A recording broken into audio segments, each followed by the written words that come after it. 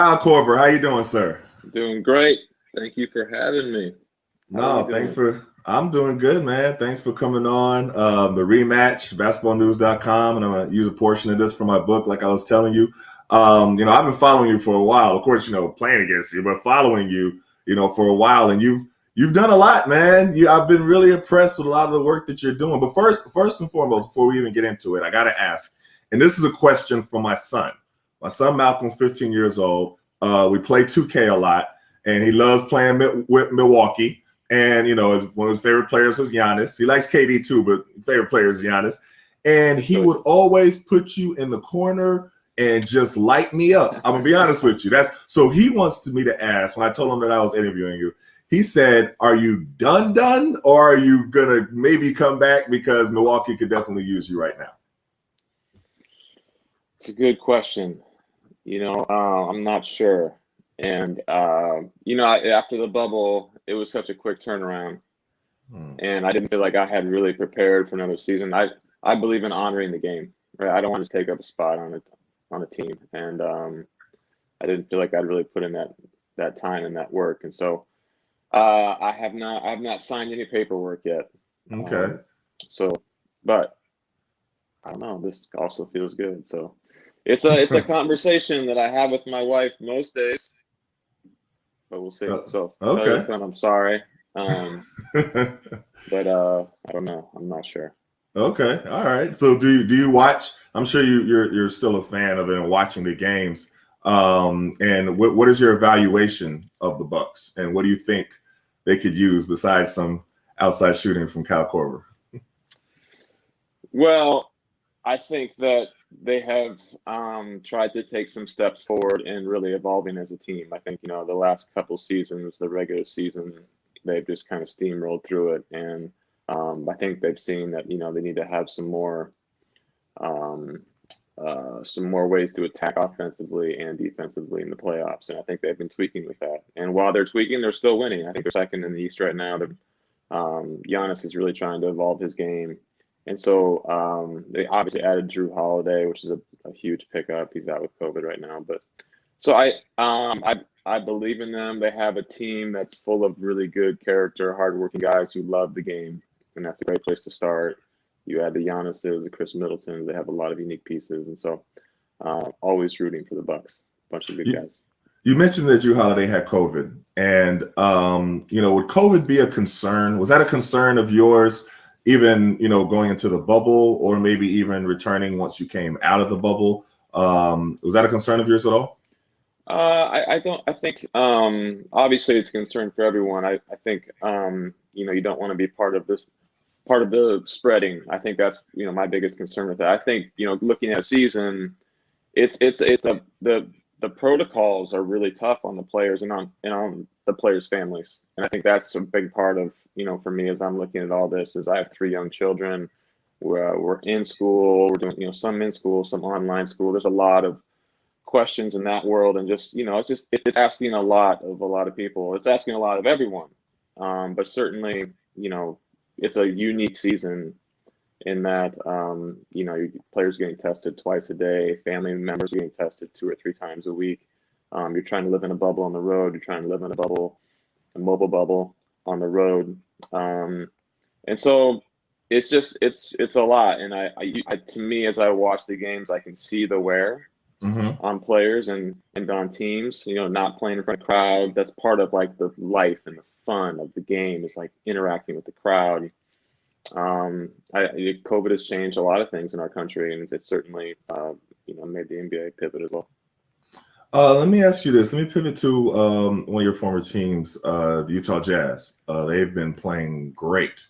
And I wrote an article for basketballnews.com saying that Shaq owes Donovan Mitchell an apology. Would you agree with that, or do you think it's a little bit too early for that? So I only caught a little bit of what he said. Basically that he wasn't a superstar. Is that what he said? Well, basically what Shaq did. So my issue with his comment was the way that he did it. I think Shaq is an OG in the game, definitely well respected, Hall of Famer, one of the most dominant big men ever in the history of the game. So people look up to him. The way that the exchange happened, it wasn't only awkward. I thought it was disrespectful. And to Donovan Mitchell had just had a phenomenal game, 36 points. They had a win, and it was the post-game interview.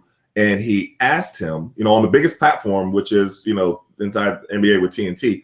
He asked him live. He said that he didn't feel that Donovan Mitchell had what it took to lead his team to the championship. And then he asked for Donovan Mitchell's response, and it was just an awkward exchange. I was like, why would you ask that, Shaq? Like, why?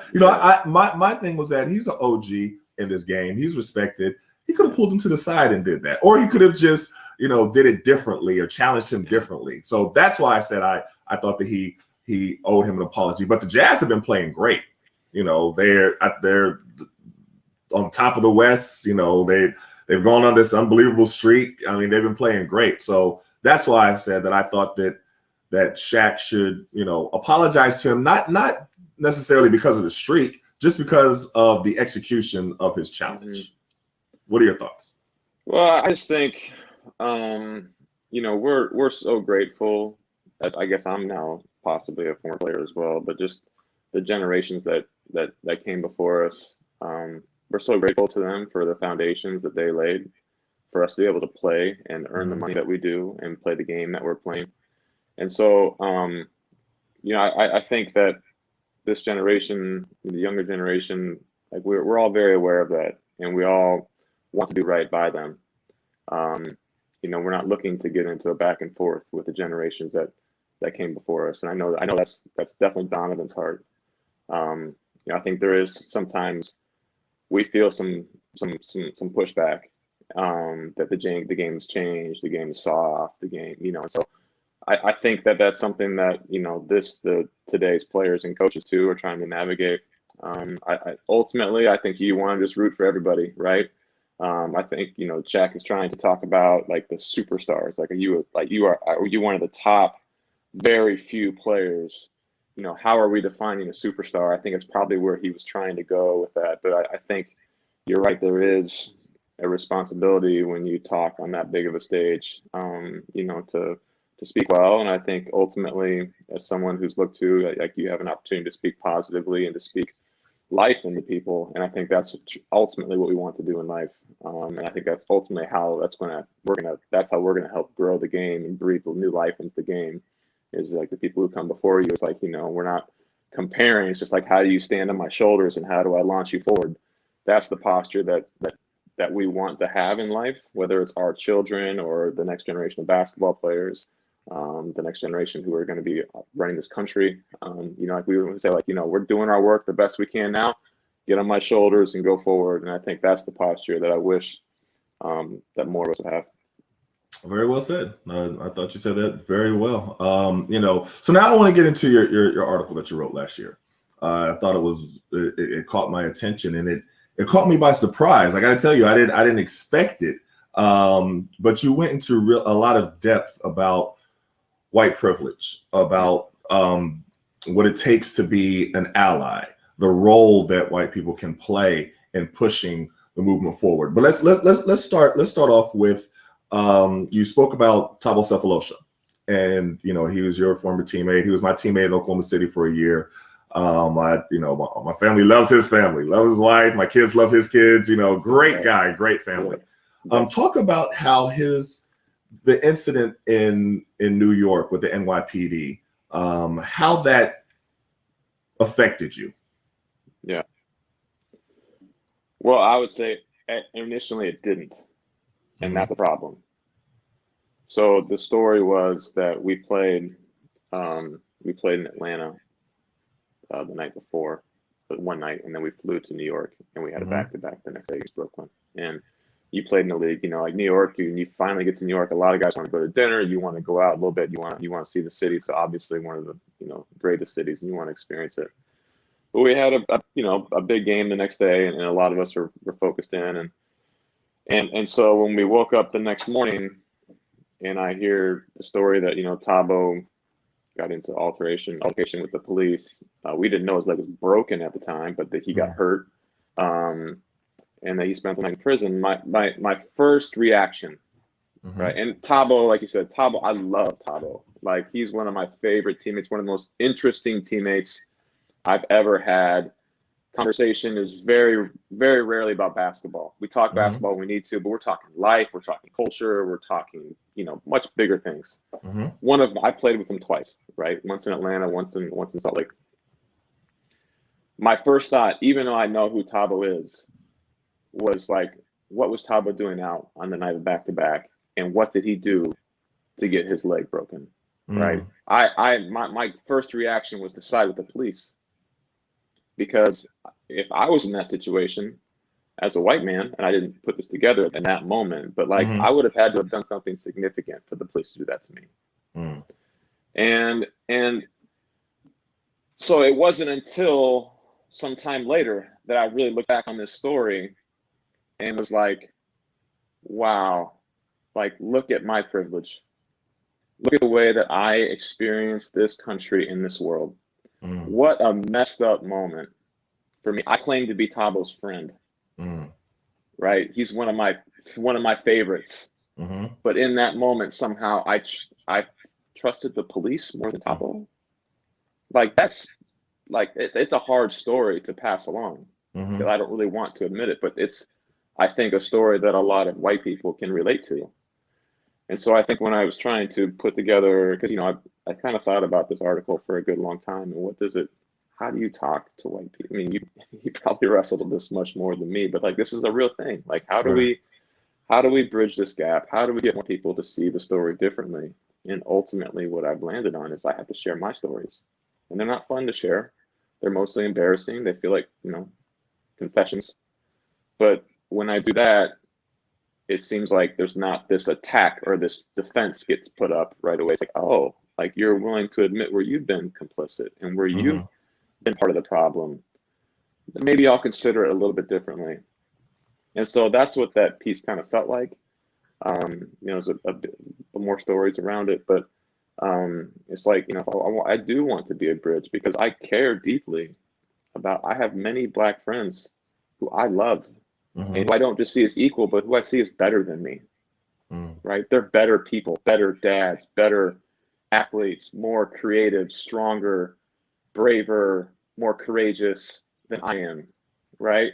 And I'm also connected to a whole lot of white people who I know to be generous, and who I know to be kind, and who I know to be loving, and they do love their country and their families but there's this huge gap between us. And how do we step into the middle and really bridge this? And you can't just point fingers at each other. Like, you can't just blame. Like, I can't just, shoot missiles at my white friends. It doesn't work. And so how do I lead with my own stories, show where I've had blind spots, and then how I'm doing work to try to be better in the space.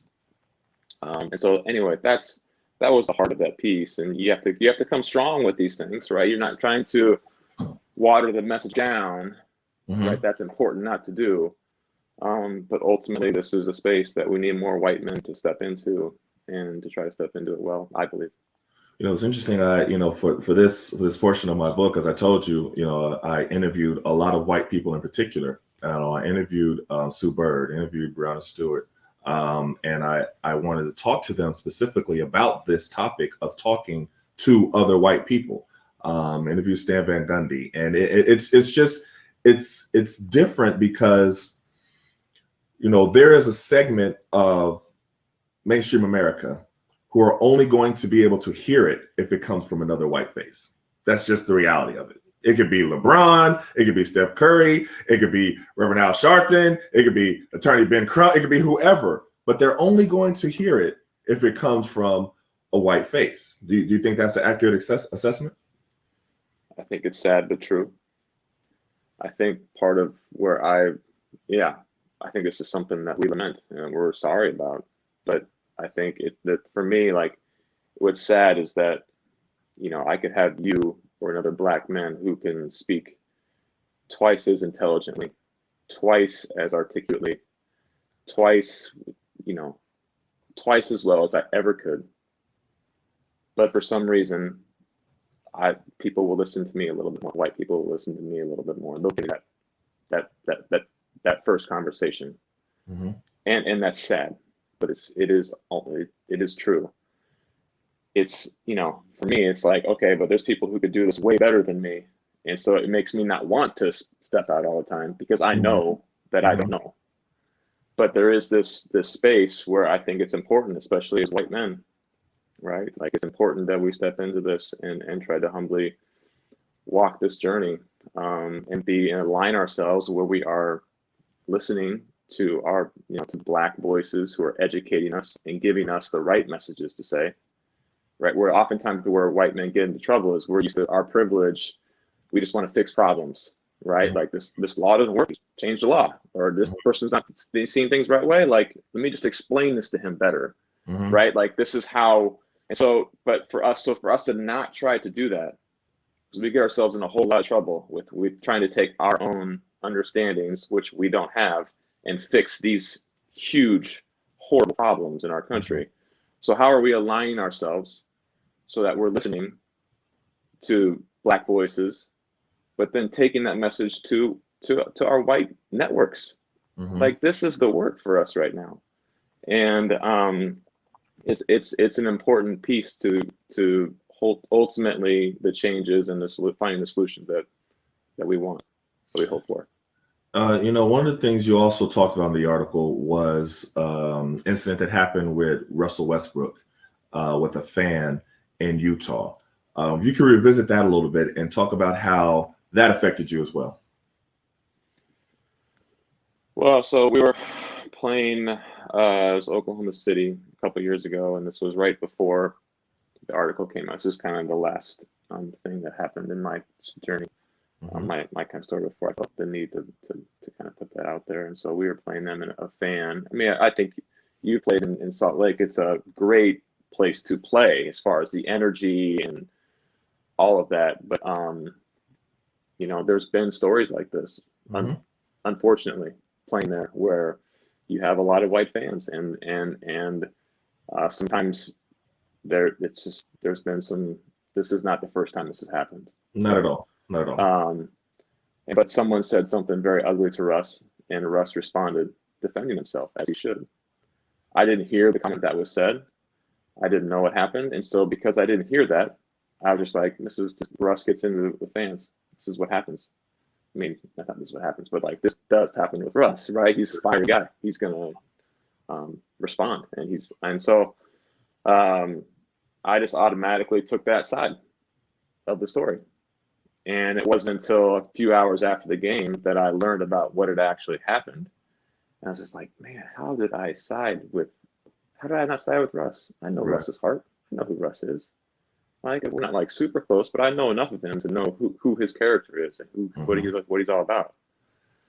And so that was another moment where, as a white man, I just assumed that that I put Russ at fault for that, right? And so, and then from then we had lots of discussions as a team, and it was super emotional. Ironically, Tabo was on my team, having these conversations again as a team, and I'm sitting there and I'm like, okay, I've thought a lot about this since that happened, but have I done anything, or have I just been complicit this whole time? Even though I've had all these thoughts and I've read these books, and I'm still a part of the problem, right? How do I be a part of solutions? And so that was ultimately a powerful moment for me, to be like, okay, like, if I want to be a teammate, a good friend, I gotta start stepping into this more. And then that's ultimately where that piece came up. One of the things that struck me about the piece was I made a direct correlation to what happens in mainstream America every time a Black man is killed by the police. That a lot of times the white America immediately sides with the police before even knowing any of the facts. Or that's when you hear, well, before we jump to a conclusion, let's just wait until the facts come out. And that's usually code for let's wait until the police explanation of what really happened, not what the family says it happened. Did you see that correlation happening? But that's what also is was so profound about you admitting that, even though it was in a basketball sense, there was a direct correlation to the bigger picture and what happens in real life. From my perspective, what do you think? I totally agree. I think, in my conversations with white folk, it's, unfortunately, a lot of white Americans don't have any black friends. And so, but they know some cops, right? And they know the cops to be mostly good people who protect them. And if they call 911, they're going to be there for them. And, if they get pulled over, there's a chance that if they weren't doing anything really wrong, they could get let off, right? They might just get a warning. And so that's their experience with the police. They don't, most white Americans they're not in they might know someone, but they're not in a real relationship where they can get another side of the story and to hear the absolute fear of the police in many instances, right? There isn't another perspective for them. And, we're not great as a society of trying to seek another perspective. We just kind of hold on to what we understand and what we think is right and what we think is fair. And we just kind of roll with that. And I think that's a big part of this is why, diversity is not the answer, right? It's important because you can't get other perspectives unless you're seeking them out, unless you're living next to people who can give you another side of the story. All that to be said, you can live in diversity and still not see the other side of the story. Right. And I think that's where, like my story, I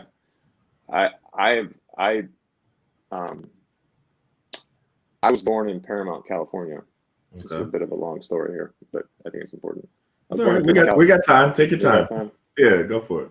I was born in Paramount, California, where me and some of my family, we were the minorities in the city, right? We went through the Rodney King riots. We went through a whole bunch of things in the city. Saw all that.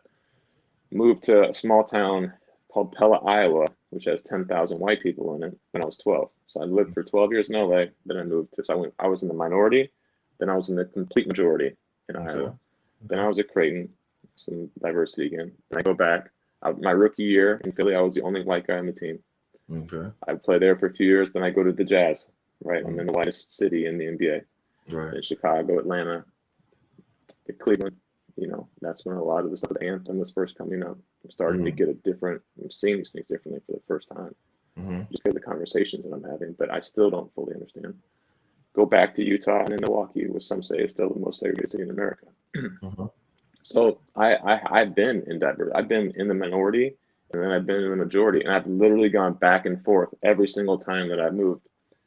And so because of that, I always assumed that while I surely wasn't an expert, I probably knew quite a bit. Okay. And I certainly wasn't part of any problem, right? Right. But it really wasn't until those years in Atlanta and then going through the anthem stories with my teammates in Cleveland that I was just like, wow, it just like blew me away. That I've been in diversity. I have lots of Black friends, right? Not just friends, but like people I really care about and who I've gone to the limits with physically and emotionally in these basketball seasons and playoff runs. Like I'm emotionally invested and I still don't get it. And that blew my mind. It blew my mind. And that's why I'm so passionate. And I'm like trying right now in this space because like I can't sit here and like as far as my posture of like just admitting my blind spots, because if anyone should get it, it should be Kyle. Right. I got you. Right. And I still had all these blind spots and you learn it's because, like white supremacy is just so intricately laced into all of the systems, all of our culture, like white people, we don't understand we have a culture. Right. And that we've set what we think is normal based on our culture. We don't understand these things. We don't have eyes for these things. So anyway, to come full circle, like just because you're in diversity doesn't mean that you're seeing things properly. And so part of I can't just be mad at my white friends or networks that don't see it because like, you don't know what you don't know. but that's why it's important for us to be messengers and try to be bridges in this, because there's a whole different America that these white networks will never see, will never experience, if we're not trying to bring this message. Just because you're in diversity doesn't mean you can see, doesn't mean you know. Like, you have to, there's a lot of work that has to happen in your heart. Yeah, that's a long ramble but that kind of shows my heart, I think. So what was the reaction of different white people to your article that you received? What was the feedback that you received? Yeah, I mean, there's going to be both, and I think I wasn't really preparing myself for any positive. I didn't think there'd be any positive, but there was, and that was great. I think some people shared that they were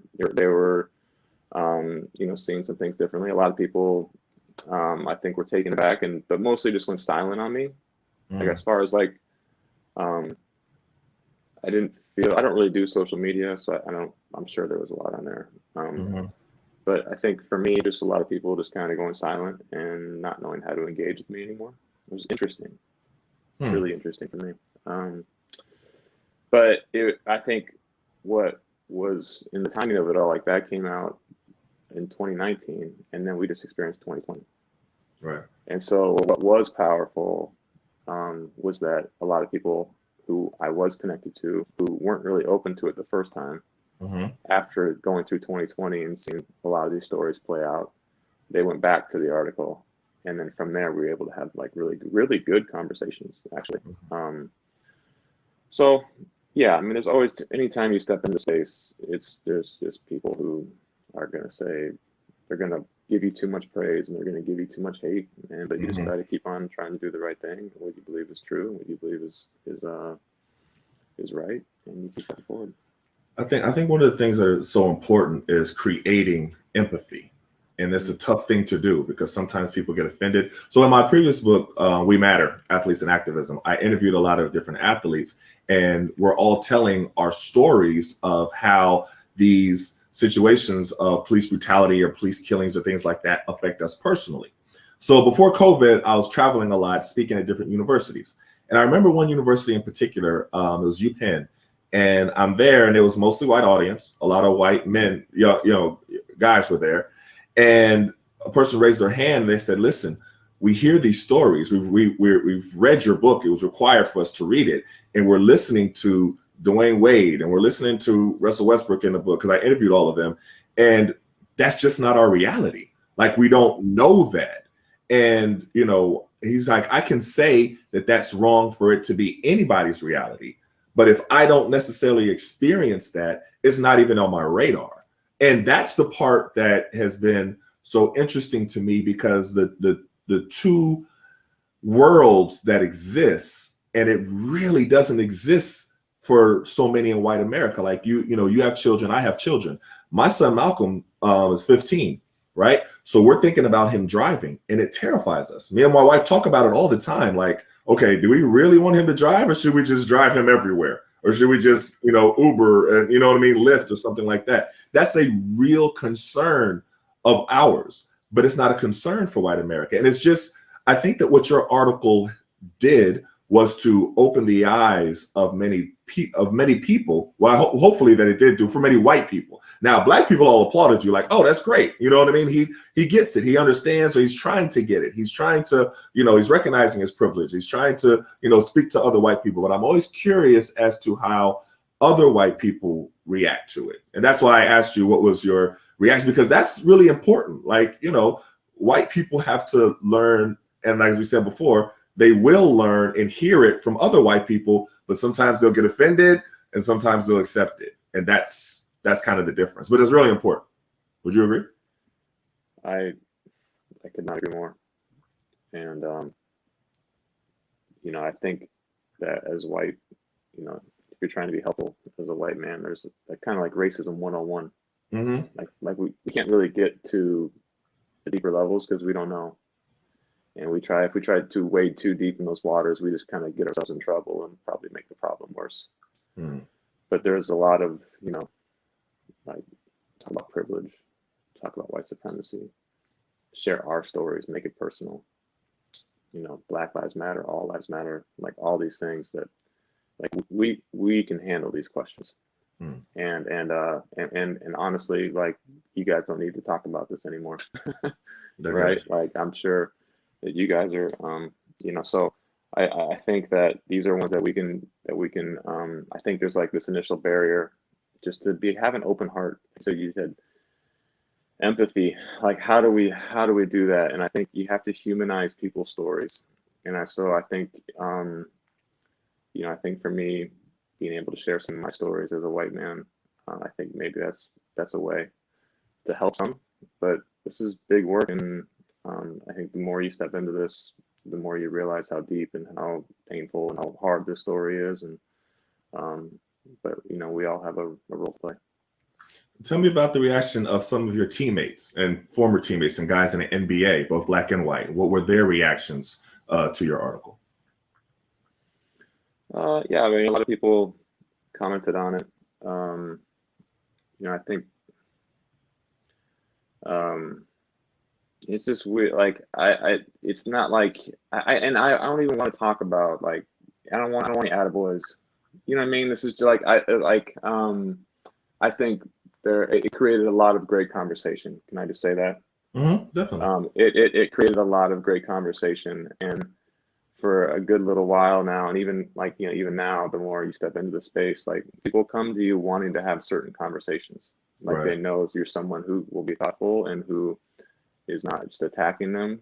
Um, and so, like even white guys in the NBA, like a lot of young guys will just go say a comment during the game, or they want to connect after the game, because they're trying to figure out how to step into this space better too. And Mm-hmm. so, um, uh, the reality is that there's not. We need more white men stepping into this space, but we don't all know how. Right. And so I think the more that we can network on that and talk, hopefully that works for the better. And so anyway, it did create a lot of conversation for me, which only helps deepen my my walk in this and my journey, which I'm grateful for too. You stressed listening a lot, and in the article, and I reading it, I heard you say that a few times how important it is to listen, and it seems to me that you have also been gone from that and wanted to listen to other people. I mean, Craig Hodges, when he texted me, he's like, "Oh man, I just had this great conversation." And if With you Kyle do Korver, decide man, I to was like, come oh, back, really? if you I was do like, decide okay, to come back, so that's my how son will be we very happy to have you back Talk to me on about 2K. what you've So done I from appreciate there it. As far as All right, so listening before and we trying to go, can learn you give me more one and drop? listening Can to you just people say, like hey, Craig this is Kyle Hodges. Korver, and Talk to you're me about that watching the rematch on Fly TV. So, a lot of Hey, this is like, Kyle Korver, and you're watching the rematch on Fly TV. how do we know that there's anything changing in the world right Perfect. now? That's great. It's hard to say if things are really shifting, but I Mhm. think the only thing you can do is look at yourself and say, how am I growing? Mhm. How am I getting better? What am I doing differently that I wasn't doing before 2020 or before whenever you decided to be better in this space? And I think one of the things that I've tried to really sit in is who are the voices that have authority in my life? Who are the voices that I'm seeking out? Because as a white man, it's been very easy for me to only listen to white men, Mhm. right? And so I think you have to be intentional about, what, like who am I seeking wisdom from? Who like not, I can. It's one thing that I ask about basketball, right? It's another thing to really seek in life and faith and the bigger questions. Have I given Black men and women permission to be that voice in my life? Mhm. And that's a huge, what comes in is what's going to come out, right? And so if we're not putting in different voices and voices who really know, who have lived experiences, like how are we ultimately going to be helpful? And so I think that's been a big part of my journey in the last several years is just, like it's just really easy for me, coming from, where I come from, to just only trust white men for the things that I ultimately am seeking wisdom on. Mhm. And I've found that there's like just incredible deep wells of wisdom and life in the Black community that not purposefully, but it's how naturally I wasn't seeking before. Mm. And so just listening and learning is a huge part of the journey, and it's an important part of the journey. I think a lot of us want to be about the action right away, and we want to fix the problems, but we can't do anything until, like, I can't teach my kids things that I don't know, right? But I have to listen before I can know anything, and so that's a big part of the story. Well, I just want to commend you for wanting to learn and wanting to listen, and the message that you really are sending and have been sending for the last 2 years, just from that article alone. But then, since then, I've heard you speaking on different things. I've heard you've been actively continuing to work. So I just wanted to salute you for that, because it really is important. And I know how effective it is, in dealing with the bigger, white America, because as I said before, they'll hear it from you.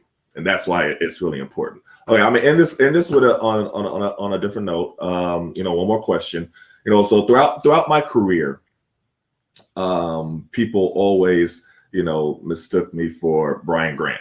I don't know if it was just the locks. I don't know what it was. People would come up to me, talk, and we joke about it because they would say the same thing to him. I mean, he's a great guy. Great foundation that he has now. Really respect him. Both on and off the court. And I know the answer to this, but I want to ask you, who is the person who people mistake you for the most, or tell you that you resemble the most? Early in my career, it was just like a daily thing. It's a future thing, right? Yeah. It's like, yo, Korver, you got punked. Like, bro, like, it's like all game long,